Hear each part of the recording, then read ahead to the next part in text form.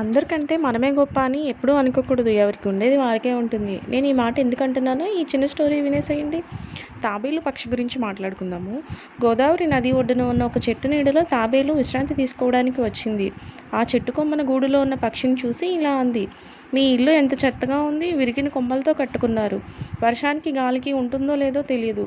ఇక మీకేమి రక్షణ ఇస్తుంది ఈ ఇల్లు? అంతకంటే దారుణమైనది ఏమిటంటే దీనిని మీరు కష్టపడి నిర్మించుకోవాలి. అదే నాపై ఉన్న గూడుని చూడు, ఎంత బలంగా ఉందో. ఏ ఇతర గూడు ఇంత గట్టిగా ఉండదు అంటూ హేళన చేసింది తాబేలు.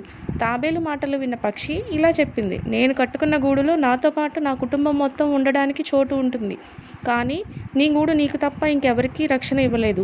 నువ్వు తిరగబడితే నీ ప్రాణాన్ని నువ్వు రక్షించుకోలేవు. నీ గూడుతో పోల్చుకుంటే నా గూడు ఎంతో విలువైనది అని బదులిచ్చింది. ఈ చిన్న స్టోరీ మీకు నచ్చినట్లయితే లైక్ చేసి సబ్స్క్రైబ్ చేసుకోండి.